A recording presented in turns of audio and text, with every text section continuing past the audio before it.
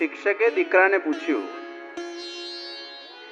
કે 10 ઘેટા કોઈ જગ્યાએ મૂકેલા હોય, બંધાયેલા હોય, એમાંથી એક ઘેટું બહાર નીકળે તો કેટલા રહ્યા?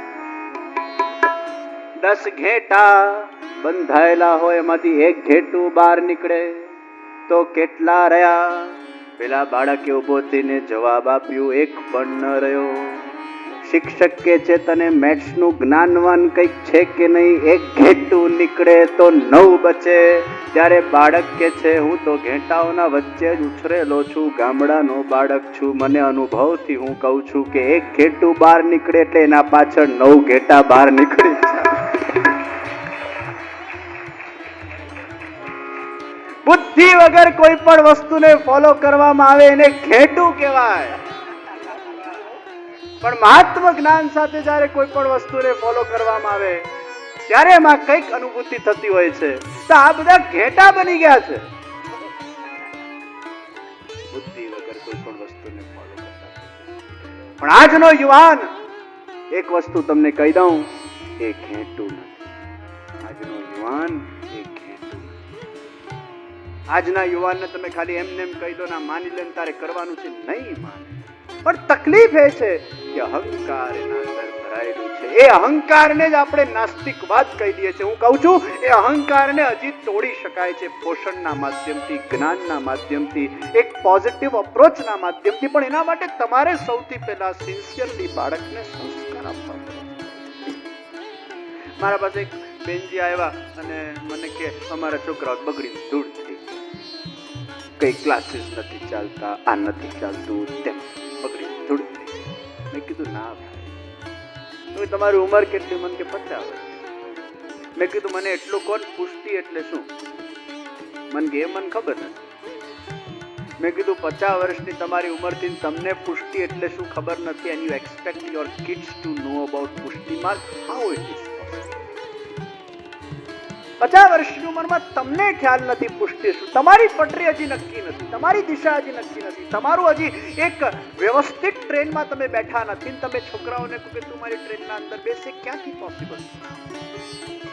તમારી દિશા જ નક્કી નથી. એટલે માતા પિતાનું બહુ જ મોટું ભાર સંસ્કારોનું એ બાળકો ઉપર છે. પણ તમે પહેલા તમારી દિશા નક્કી કરો. જો દિશા નક્કી ના હોય, સદગુરુ રૂપી એક ડોક્ટર જીવનના અંદર હોવું જોઈએ, જે આપણા મનના દોષને દૂર કરે, આપણા અંદરની ખરાબીને દૂર કરે. તો માતા પિતા જો એક પટરી પર હશે, તેમના છોકરાઓ પણ એમને ફોલો કરશે. કારણ કે નાના બાળકો એ માતા પિતાને શરૂઆતમાં ફોલો કરે છે, પણ પછી પાછા નકારવાદમાં આવી જાય છે. કારણ કે પછી ઇગોઇસ્ટિક થઈ જાય છે. એટલે માતા પિતાને પછી ફોલો નથી કરતા. એટલે ના ના ના કરીને પોતાની સ્વતંત્ર છાપ ઊભી કરવા લાગે છે. અને પછી જ્યારે થોડાક મચ્યોર થાય છે, પાછું સત્સંગ એમને જ્યારે મળે છે, પછી પાછા હકારવાદમાં આવી જતા હોય છે, પાછા આસ્તિક બની જતા હોય છે.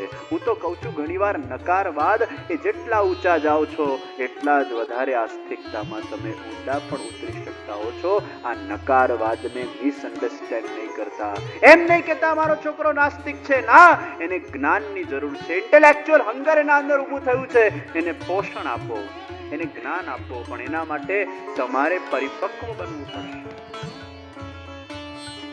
એટલે આજે સત્સંગમાં સૌથી વધારે જરૂર તમને સાચી વાત કહું 35, 40, 45 વર્ષના લોકોની ખુદ છે, જેમના 5, 7, 8, 9 વર્ષના બાળકો છે. તમારી જરૂર છે 60-65 બધા 60-65 નથી, પાછા ખોટું નહીં લગાડતા. મને આ કથાની ક્લાસ બહુ ગમે. એટલે પેલું 6ઠા ધોરણમાં છોકરું ભણતું હોય તો 5મું પાસ અને 7માં કશું આવડતું નથી. એક જ એજના છોકરા હોય અને હજી ભણાવવા વાળા માટે ઈઝી થઈ જાય. પણ કથા કોઈ પણ કરતું હોય એ કથાની ક્લાસમાં બધી જ પ્રકૃતિ આવે, બધી એજ લિમિટ આવે. તો कहने का भावार्थ यह है કે માતા પિતાના અંદર જ્યાં સુધી પરિપક્વતા નહીં આવે એ છોકરાઓમાં સંસ્કાર નથી પડતા. અને તમને એક વાત કહું, નાનું બાળક છે ને તમને ફોલો કરશે. એટલે જ કહેવામાં આવ્યું દીપકની જ્યોત 1 કલાક પર્યંત ટકે, પરંતુ સંસ્કારોની જ્યોત એ જીવન પર્યંત ટકતી હોય છે, 1 કલાક નહીં. એકવાર આ સંસ્કારની જ્યોત જાગૃત થઈ ગઈ, એ જીવન પર્યંત ટકવાની છે. એકવાર એ બાળપણની અવસ્થાના અંદર એને યોગ્ય પોષણ આપી દીધું, એ જીવનભરનું ભાતું બાંધી લેતો હોય છે, જીવનભર એને સંઘરતો હોય છે. પણ આજકાલનું જે વર્લ્ડ છે, આખું મટીરિયલ વર્લ્ડ, અને બધી જગ્યાએ પૈસો, પૈસોની પ્રાધાન્યતા, એટલે બાળકે શું શીખે? એને પૈસા સિવાય કઈ શીખાય જ નહીં. એક છોકરાએ મમ્મી સામે બિલ કાઢ્યું. મમ્મી, મેં આજે તારું સરસ રીતે બેડ બનાવ્યું, એના 10 રૂપિયા. મેં આજે તને કિચનના અંદર મદદ કરી, એના 20 રૂપિયા. મમ્મી, મેં આજે મારું રૂમ પોતે સાફ કર્યું, એના 10 રૂપિયા. 100 રૂપિયાનું બિલ કાઢ્યું અને ડાઇનિંગ ટેબલ પર મૂકીને સ્કૂલે ગયો. મમ્મીને થયું, મારો છોકરો કેટલો મટીરિયલ થઈ ગયો છે, કેટલો ભૌતિક થઈ ગયો છે, આવું ઝીણું ઝીણું કામ કરવાના પૈસા માંગે છે. પછી મમ્મીએ વિચાર કર્યો, આને હવે એક્શનથી સમજાવો. એટલે મમ્મીએ બિલ કાઢ્યું. તું જ્યારે જન્મ્યો ત્યારે તારા હોસ્પિટલનો ડિલિવરી ચાર્જ 0.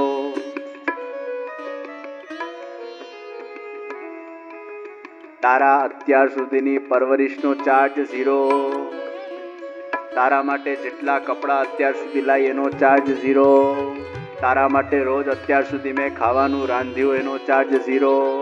0 0 0 0 0 અને ટોટલ માર્યું. તારે મને એક પણ રૂપિયો આપવાનો નથી, because I love you, and if you also love me, then in love money does not comes, in love only કર્તવ્ય comes. એમાં પૈસો આવતો નથી.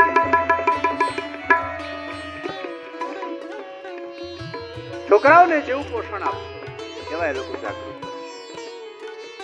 પણ એક વસ્તુ નક્કી છે કે આજનો યુવાન એ નાસ્તિક નથી, નિશ્ચિત આસ્તિક છે. તકલીફ ખાલી આ અહંકારની જડતાને કાઢવાની છે. અને એ અહંકારની જડતા ચોક્કસ નીકળશે જો એ ક્યાંક ભગવાનનો જીવ હશે, ક્યાંક એને કોઈક આવું સત્સંગ મળે, ક્યાંક કોઈક ગુરુના સમીપમાં આવે. ઘણા બધા છોકરાઓ મેં જોયા છે, ઘણા બધા યુવાનો જોયા છે, એ નાસ્તિકવાદના પરાકાષ્ઠા હતા, અને જે એમના અંદર ચેન્જીસ આવ્યા છે, જ્યારે એમને સાચું જ્ઞાન પ્રાપ્ત થયું, they have changed their directions towards their life, they have changed their thoughts towards their life. કારણ કે જ્ઞાન થાય છે ત્યારે અંધકાર જતું રહે છે. આજના છોકરાઓ નાસ્તિક નથી, નિશ્ચિત આસ્તિક છે. તો સદગુરુ એ આપણા ડોક્ટર છે. સદગુરુ વેદ વચન વિશ્વાસ, એ મહાપ્રભુજીના વચનો પર આપણે વિશ્વાસ કરીએ, એક પથ પર આપણે જીવનમાં આગળ વધીએ, એ જ આપણા જીવનનું એક ધ્યેય હોવું જોઈએ.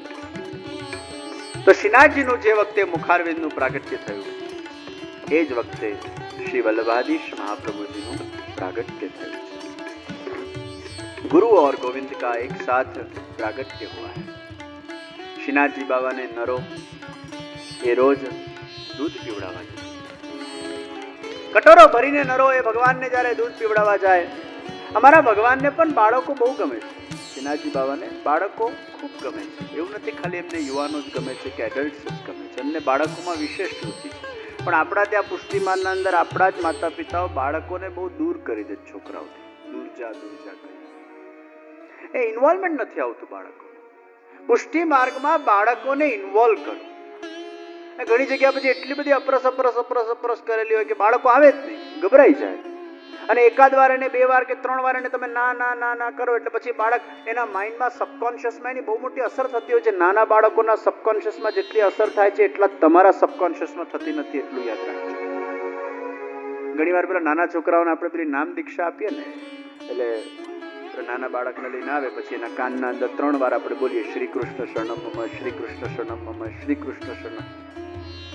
એટલે પછી પેલા બહુ બુદ્ધિશાળી લોકો હોય ને એ આમ હસે, મનમાં વિચાર કરી મૂછમાં હસે. મૂછની મર્યાદાથી બહાર ના જાય, હસી એમ મૂછમાં હસે અને કે મનમાં પોતાની જાતને કે. બહુ સ્માર્ટ લોકો એ પછી કઈ પણ પોતાની જાતને સમજી લે, કઈ પણ કે, કારણ કે એ લોકો બહુ બુદ્ધિશાળી માનતા હોય પોતાની જાતને, એટલે કે આ ભેંકણા તાણીને બાળક રડી રહ્યો છે એને હું સમજ પડવાની કાનમાં શું બોલે, આવું તો કે બોલાતું હોય. આ હે ની દીક્ષા. ઘણી વાર તો પેલા નામ દીક્ષા વાળા, એક વાર તો હું પેલો અપરસમાં હતો, પણ અમારા નિધિ સ્વરૂપમાં પાછી અપરસ થોડીક સ્ટ્રિક્ટ, શ્રીનાથજી બાબાજી બિરાજે છે એટલે થોડીક સ્ટ્રિક્ટ અપરસ. એટલે પછી કોઈક બાર ગામથી આવેલા અને મારે પેલું નામ દીક્ષા આપવાની હતી. તે એવું તોફાની બાળક, ઘણા છે ને બહુ હિંસક બાળકો હોય છે.